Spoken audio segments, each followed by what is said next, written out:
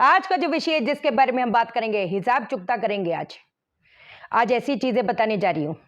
क्या आपको लगता है कि बहुत मेहनत करने के बाद भी वहीं के वहीं अटके हो?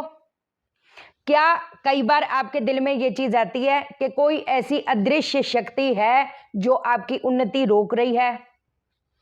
आपको लगता है हमने तो किसी का बुरा नहीं किया, तो हमारे साथ क्यों बुरा होता है, क्यों बुरा हो रहा है?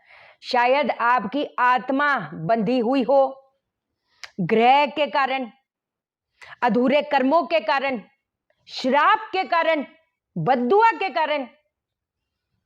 तो जब तक उस चीज से मुक्ति पाओगे नहीं, क्या आपकी उन्नति हो पाएगी? अगर मैं आपके इर्द गिर्द कांटे बिछा दूं, आपको बांध दूं, क्या कोई अच्छी चीज आप तक आ पाएगी? आप उस तक पहुंच पाओगे? नहीं पहुंच पाओगे ना। यही चीज है। आज हम इसी चीज को पकड़ेंगे। लेकिन जब आप अपने लिए प्रार्थना करोगे ना, अपने लिए प्रार्थना करोगे, तो उन जो फौज में है, जो हमारी देश की रक्षा कर रहे हैं, उनके स्वास्थ्य के लिए, उनके जीवन के लिए, उनकी फैमिलीज के लिए आपने प्रार्थना पहले करनी है। उस माँ से पूछो जिसका बच्चा जंग लड़ रहा है, किसको बचाने के लिए? कहते हैं ना, एक इंसान जान लगाता है, ये वो चीज है। और I am so proud to be, वो कहते हैं ना, इस भारत माता की जय, भारत माता की जय। एक से बढ़कर एक चीज बताऊंगी, ठीक है? जिससे क्या होगा, हो जाएगा बेड़ा पार, बदल जाएगी दशा की दिशा। पक्की बात है, जानेंगे हम इस वीडियो में। लेकिन इससे पहले नमस्कार दोस्तों, मैं शान सेठ। कैसे आप दोस्तों? वीडियो के माध्यम से मेरी हर कोशिश कि आपकी जिंदगी बेहतर, सुंदर, माइंड ब्लोइंग, मन ब्लास्टिंग ठा बन जाए, जबरदस्त वाली। कैसे हो मेरे पाशा लोगों? एक चीज आपको बताती हूँ, कितनी विचित्र बात है कि बच्चा जब से पैदा हुआ है ना, जो भी हम चिट्ठा लेकर एक इंसान के लाइफ में वही घटित होता है। भैया आपको हमेशा एक चीज समझाइए, मैं तो कंसल्टेशन में किसी से कुछ नहीं पूछती। इस टाइम पे ये हुआ था जी, ये हुआ था इस टाइम पे, ये जब से ये पीरियड आया डिप्रेशन हुआ जी। अब ये डिप्रेशन ये क्या चीज है? जब दूसरा भाव, पहला भाव, छठा, आठवां भाव जब संबंध बनाते हैं, या दूसरा, पहला, छठा, 12वां भाव संबंध बनाते हैं। चंद्रमा अगर राहु केतु शनि के साथ है, तब भी वो मन का भटकना, घबराहट पैदा करना, वो चीज कहीं ना कहीं देगा ही देगा। सूर्य अगर शनि के साथ है, वो जिंदगी को कलंकित बनाता ही बनाता है। झूठे इल्जाम लगते हैं, या तो लोग हमसे कटेंगे, हम लोगों से कटेंगे। मतलब आप ये मान नहीं सकते। एक होती है एस्ट्रोलॉजी, एक होती है न्यूमरोलॉजी, एक होता है सबका फादर साहब। उस कैलकुलेशन के लिहाज से तो इंसान ये तक बता देता, भैया इस डेट से तुमको ऐसी ऐसी चीजें हुई थी, स्ट्रगल आई थी। जो लोग सलामी देके जाते थे, मुंह पे 2 जूता मार के जाते हैं। अब मुझे क्या पता, मेरी तो उससे पहली बार बात हो रही है। तो इसका मतलब है प्रूवन कि हम चिट्ठा लेकर पैदा हुए हैं, और this is called predictive astrology, where we predict, but how we are predicting.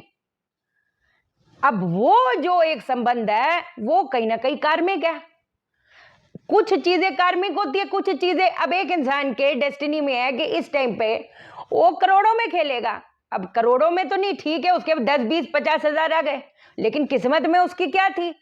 तो जो उसकी किस्मत में थी, उसकी जो डिग्री थी, जिस हिसाब से, जिस लिहाज से बढ़ना चाहिए था, वो भी नहीं बढ़ पा रहा। आपको पता है, जो हम घर में भी जाते हैं, जो हम घर चूज करते हैं, उसका वास्तु ये भी कई बार कुछ चीजें कनेक्टेड है, क्योंकि हर बंदे के कर्म है आपस में कनेक्टेड है। कोई चीज अधूरी हम प्लानिंग के साथ गए, कोई चीज अधूरी छूट गई। मतलब कहते हैं ना, एक ये पूरा ब्रह्मांड, ये पूरा संसार एक फ्रीक्वेंसी पे चलता है, जो मैंने इतने टाइम में इंट्रोस्पेक्ट करे हैं, जिसमें सब बंदे कहीं ना कहीं कनेक्टेड हैं।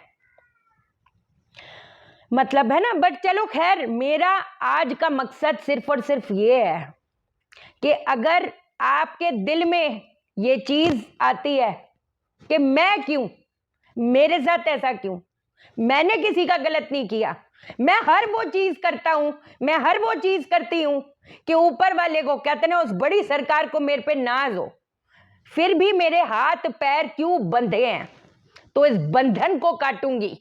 इस बंधन को काटने का तरीका आज आपको मैं बताऊंगी। सैटरडे को एक नीम की जो टहनी होती है, नीम की टहनी, उसको तोड़ के लाओ, क्षमा माफी मांगकर, है ना, कि ये मैं कर्म करने जा रहा हूं, मेरी इस लिहाज में इसमें समस्या आ रही है, और ये मैं कर्म करने जा रहा हूं, अपनी ग्रह शांति के लिए।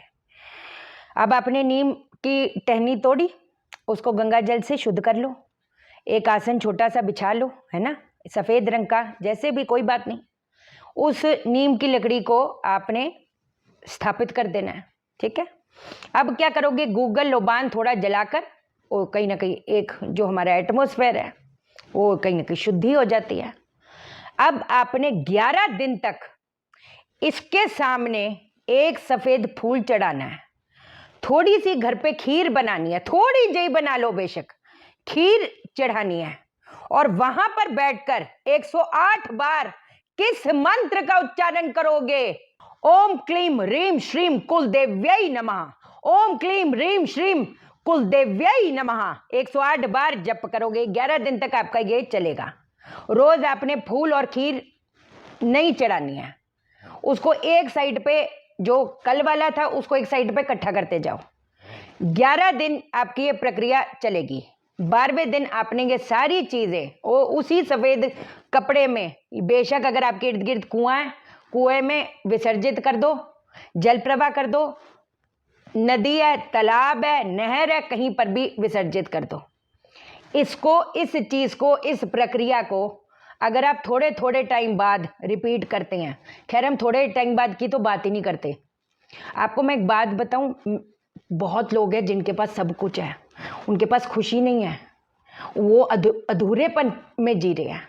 मैंने बहुत देखा है, उनके पास कहते हैं ना तमाम खुशियां, सारा कुछ है, लेकिन उनके पास वो कहते हैं ना सुकून नहीं है। क्या रीजन पता नहीं। मल्टी मल्टी मल्टी मिलियनर की बेटी जो जो इशारा करती है तो मिलेगा सब कुछ, वो कहते हैं ना 24 घंटे रोती रहती है। क्या बोलोगे, किस लिए, क्यों? लोग भी ऐसे जो जान छिड़कते उसके ऊपर, पर ऐसा क्या है, क्यों? क्यों? आप जब ये चीजें करते हो ना, ये गारंटी बात है, ये जो किस्मत आपको बार बार पटकी दे रही है ना, आपके मार्ग खुलने ना शुरू हुए तो मेरा नाम शाइना सेठ नहीं, क्योंकि ये मनगढ़ंत नहीं है। ये ब्रह्मांड पुराण, मार्कंडेय तंत्र, रुद्र या मल तंत्र उससे लिया गया है। तो ये मैं अपने से नहीं बोल रही कि जी कुछ बताने तो बता दें, ये जो शास्त्रों की चीज है आपके सामने वो मैं लेके आई हूं। दूसरी चीज, 9 पीपल के पत्ते आपने लेने हैं। हर पीपल के पत्ते के ऊपर काजल की स्याही से क्या लिखना है, हर ग्रह का मंत्र। जैसे एक पीपल के पत्ते के ऊपर लिखोगे ओम घृणी सूर्याय नमः, दूसरे में ओम सोम सोमाय नमः, तीसरे में ओम अंगारकाय नमः, चौथे में ओम बुम बुद्धाय नमः, 5वें में ओम ब्रह्म बृहस्पते नमः, फिर ओम शुम शुक्राय नमः, ओम शम शनिश्चराय नमः, ओम केम केतुवे नमः, ओम राम रावे नमः। ये लिखा, काले कपड़े पे इसको बांध दो। रात के समय, देखो रात के समय करना है, किसी को साथ में लेके जाना है ना, कोशिश करके, अगर नहीं होगा तो कोई बात नहीं, फिर इसको ब्रह्म मुहूर्त में करना, 4 से 6 बजे के बीच में। लेकिन जो सबसे उत्तम चीज है वो ये है कि पीपल के पेड़ के इर्द गिर्द या कहीं पर भी सुनसान जगह, इसको जो है काले कपड़े को, कोई कंडा वगैरह लेके जाना, कपूर और घी डालकर उसको भस्म कर दो। और आपने क्या, जब ये जल रहा होगा थोड़ी देर वहां पर बैठ कर या खड़े होकर क्या बोलोगे, हे नवग्रह जो जन्म जन्मांतरों का अज्ञात बोझ है उसे भस्म कर दे।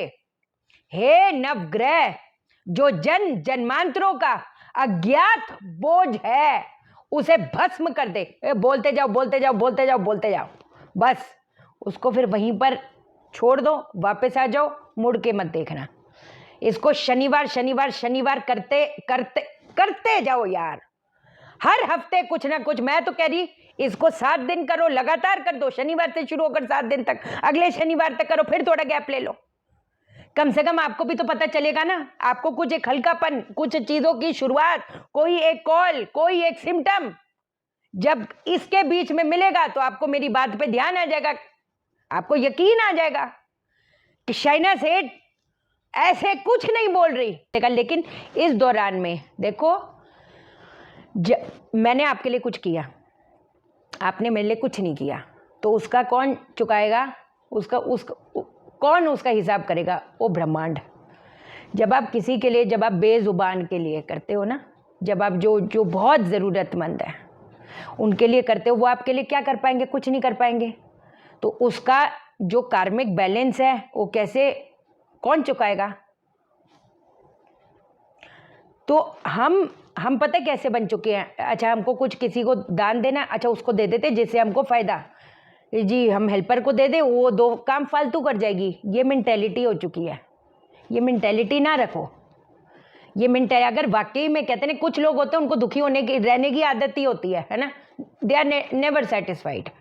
But if you are working very hard, you are doing each and everything, कि ऊपर वाला आपकी फैमिली को आप देखना चाहते हैं यार। कभी फैमिली ने सुख नहीं नाम की चीज नहीं देखी, क्या पता वो कार्मिक एक बंधन आप लेकर चल रहे हैं। अब जो चीज बताने जा रही हूं, ये अथर्ववेद अध्याय 37 में लिखित चीज है, जो हमको, वो कहते हैं ना, कुछ ऐसे पूर्व जन्म के जो बंधन है, लिखित बात है, वो कटेंगे। मंगलवार को करना है। क्या करना है? क्या करोगे? एक तांबे का पतरा ले लो। तांबे के पतरे के ऊपर सिंदूर या लाल चंदन से क्या लिखोगे? ओम भूर्भुवः स्वहा, ओम प्रेत बंधन नाशाय स्वाहा। ये चीज आपने लिखनी है। अब उसको घी से, उसके ऊपर घी का लेप कर लोगे। अब क्या करोगे? मंगलवार को रात को, है ना, सूर्यास्त के बाद आपने ये चीज करनी है। जो डॉगी बच्चा होता है उसको आपने खाना खिलाना है, और जहां पर भी आप खाना खिला रहे हो वहीं इर्द गिर्द गड्ढा करोगे और उसको गाड़ दोगे। कुत्ते जी की, डॉगी जी की वो जो सेवा, ये मैं नहीं बोलती, ये है शास्त्रों में।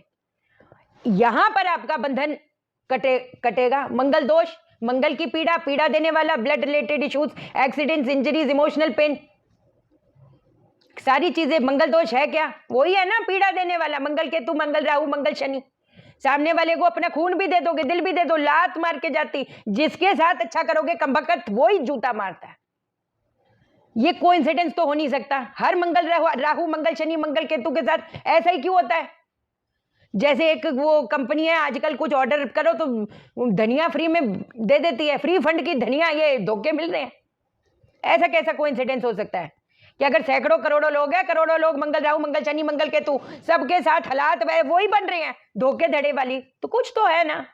मानो सब है, ना मानो कुछ नहीं है। अगर आप चाहते हैं कि इसके बारे में हम और डिटेलिंग में बात करें और इलाज ऐसे बताऊं, तो आप मुझे कमेंट करो आपको किस चीज पे चाहिए कि हम बात करें। आप जरूर कमेंट करो, वीडियो को लाइक करो, शेयर करो। क्यों? क्योंकि आप मुझे लाइक करोगे, यूनिवर्स आपको लाइक करेगा, और सबसे बड़ी बात, हर बंदा आपको लाइक करेगा। और शेयर करो, शेयर इसलिए करो सबकी जिंदगी ठा हो जाए। ओके देन, बाय बाय, नमस्कार।